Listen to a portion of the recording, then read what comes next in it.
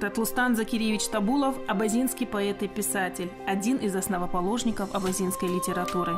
Родился в 1879 году в селе Бибаркт, ныне Эльбурган. В 1914 году был назначен учителем начальной школы в Эльбургане. В следующем году на конференции учителей Баталпашинского отдела в Теберде выступил с требованием обучения грамоте не только на арабском, но и на русском языке. В 1932 году Татлустан Табулов разработал абазинский алфавит на латинской графической основе. В 1938 году алфавит был переведен на русскую графическую основу. В книгу «Разбуженные солнцем» Хамид Даудович Жиров включил ценные воспоминания о Табулове. В первый день знакомства Татлустан Закирьевич передал юному Жирову тетрадь со словами: «Скоро и мы, абазины, начнем учиться на родном языке. Вот буквы, перепиши, пока ты здесь, а потом верни». В эту же ночь Табулов вместе с Баталбы Заурумовым написали письмо в Центральный комитет Коммунистической партии с обоснованием необходимости создания письменности для абазин. И через год они получили утвердительный ответ. Татлустан Табулов сотрудничал с профессорами Анатолием Нестеровым Генко и Георгием Петровичем Сердюченко, оставившим о нем благоприятные отзывы. Встречался и с Сергеем Ивановичем Ожеговым, составителем толкового русского словаря.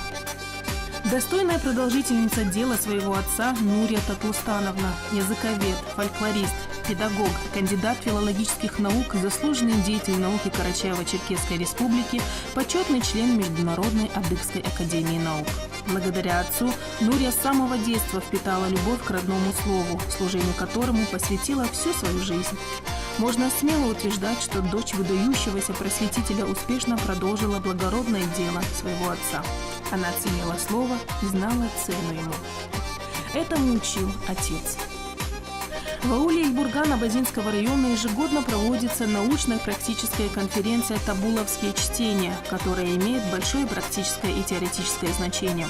3 ноября прошла конференция в рамках фестиваля абазинского языка и литературы.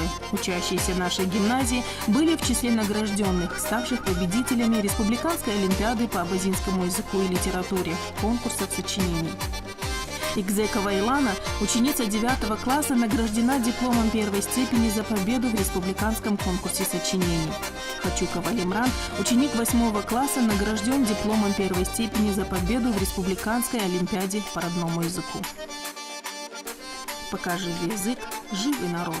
Татлустан Табулов с бесконечной любовью относился к родному языку. В родном ауле чтят и помнят великого просветителя. В музее собран богатый материал о Татлустане Табулове. Велик человек, умноживший славу своего великого народа, но вдвойне велик человек, прославивший свой маленький народ.